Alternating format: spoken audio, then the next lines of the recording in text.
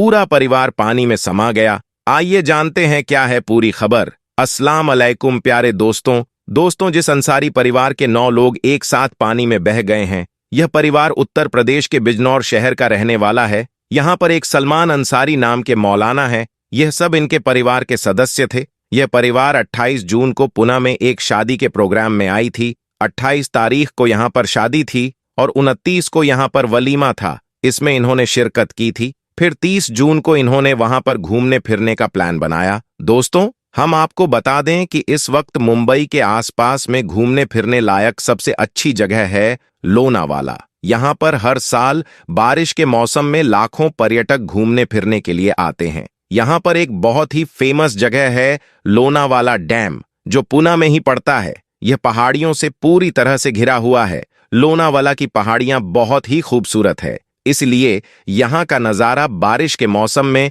बहुत ही खूबसूरत बन जाता है। बस इसी वजह से इस अंसारी परिवार ने इसी तरह की इस्लामिक घटनाओं और वाक्य से रूबरू होते रहने के लिए आज ही सब्सक्राइब करें हमारे चैनल इस्लाम हिस्ट्री को और साथ ही बेल आइकॉन को प्रेस करें।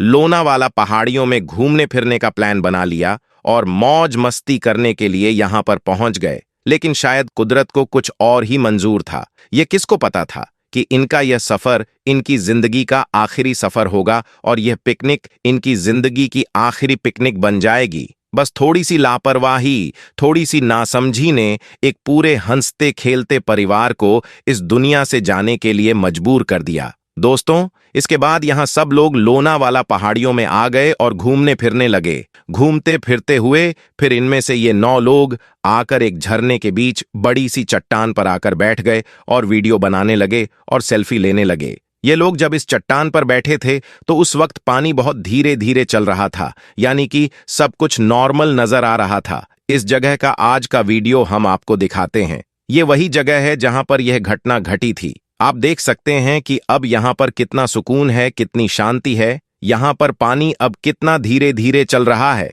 मतलब कि आज यहाँ पर सब कुछ नॉर्मल नजर आ रहा है। सेम ऐसा ही नजारा उस दिन था जिस दिन यह लोग यहाँ पर घूमने फिरने के लिए आए थे। उस दिन भी ये पानी कुछ इसी तरह से शांत था। इसी बीच यहाँ पर 5 परिवार, जिनमें तकरीबन 17 लोग थे, वो सब के सब यहाँ पर घूमने फिरने के लिए आ गए और इधर उधर घूमने लगे। इनमें से 9 लोग घूमते फिरते इस डैम तक आ गए जिसका नाम भूसी डैम है। फिर यह सब लोग इस डैम के पीछे, जहां से झरने का पानी आकर तालाब में मिलता है, वहां पर एक बहुत बड़ी चट्टान थी। यह सब आकर उस पर बैठ गए और मौज मस्ती करने लगे। जिस वक्त यहाँ लोग इस चट्टान पर आकर बैठे थे, उस वक्त सब कुछ नॉर्मल नजर आ रहा था। उस वक्त पानी भी आज की तरह ही शांत था। ऐसा ही लग रहा था कि यहाँ पर अचानक से इतनी बड़ी घटना नहीं घट सकती है। लेकिन हाँ, उस वक्त झिरमिर झिरमिर बारिश बरस रही थी और यह डैम चारों तरफ से पहाड़ियों से घिरा हुआ है। इसलिए जब यहाँ पर बारिश होती है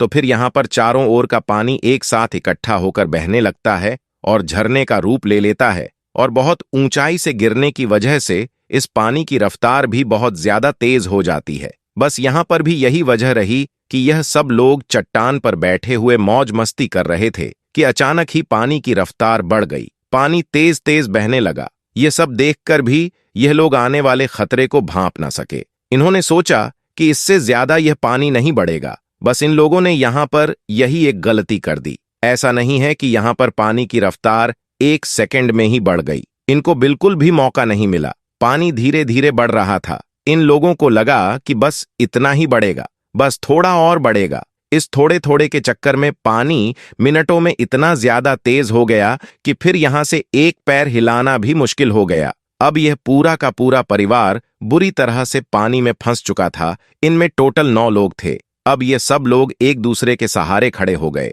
इनमें औरतें और बच्चे भी थे।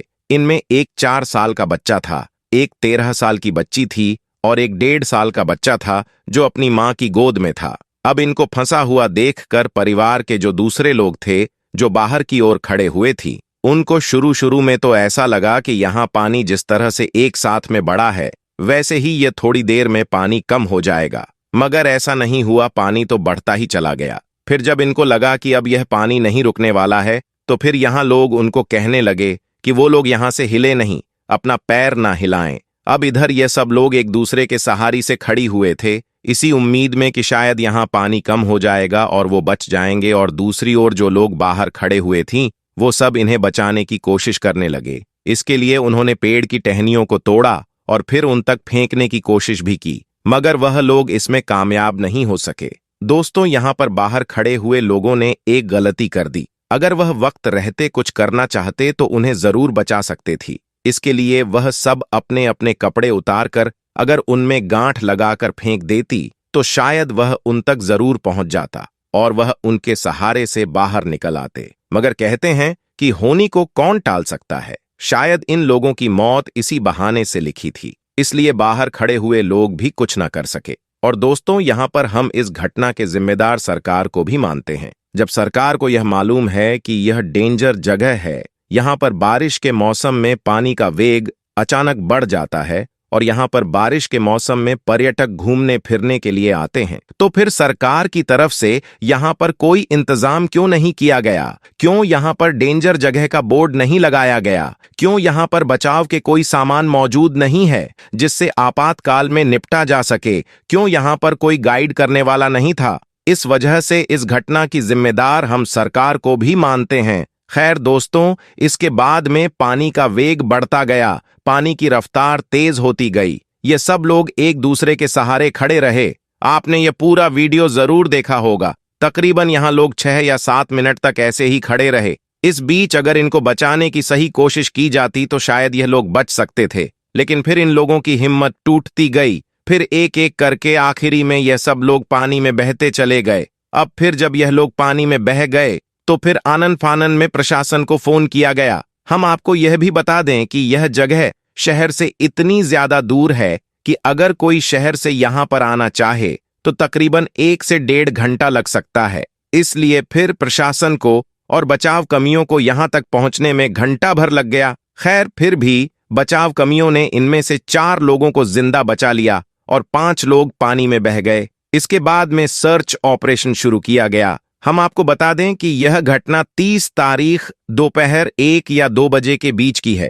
फिर सर्च ऑपरेशन में 3 लोगों की बॉडी तो मिल जाती है। फिर इसके बाद में अगले दिन एक और बॉडी मिलती है, लेकिन एक बच्चे की बॉडी फिर भी नहीं मिलती है। इसलिए फिर यहाँ सर्च ऑपरेशन जारी रहा और फिर आखिरकार 4 तारीख को उस बच्चे की बॉडी भी मिल गई। अल्लाह ताला से दुआ है कि अल्लाह पाक इन तमाम लोगों के छोटे बड़े गुनाहों को माफ फरमाए और इनको जन्नतुल फिरदौस में आला से आला मुकाम अता फरमाए। आमीन अल्लाहुम्मा आमीन। एक बार आप भी कमेंट बॉक्स में आमीन जरूर लिख देना। दोस्तों, याद रखें, अल्लाह ने जो हमें यह जो जान अता की है यह बहुत ज्यादा कीमती है। इसके हवाले से भी आप फिक्र किया कीजिए। अपनी जान की हिफाजत करना भी आपके लिए जरूरी है।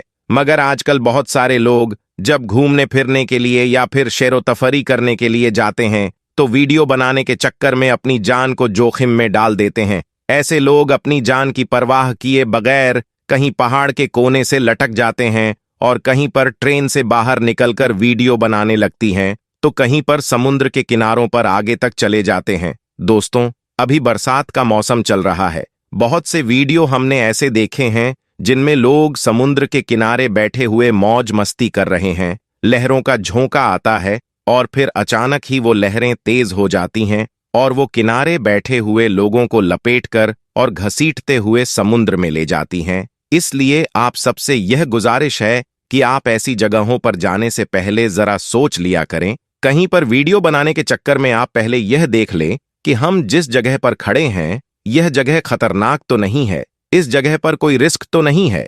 अगर ऐसी जगहों पर आपने थोड़ी सी भी भूल कर दी तो फिर पीछे रह जाने वाले लोगों को जिंदगी भर पछताना पड़ेगा। अभी जिस अंसारी परिवार के साथ में यह सब हुआ है, सच में इनका यह वीडियो बहुत दर्दनाक है। इनको अपनी मौत आंखों के सामने दिख रही थी। इन्हें इस बात का अंदाजा हो चुका था कि शायद अब उन्हें कोई भी नहीं बचा सकता है। इसलिए आप इनके चेहरे को देखें, इनमें बच्चे हैं, औरतें भी हैं, देखकर रोंगटे खड़े हो जाते हैं। तो दोस्तों, आज की वीडियो में बस इतना ही। इंशाअल्लाह जल्द मुलाकात होगी। तब तक के लिए खुदा हाफिज।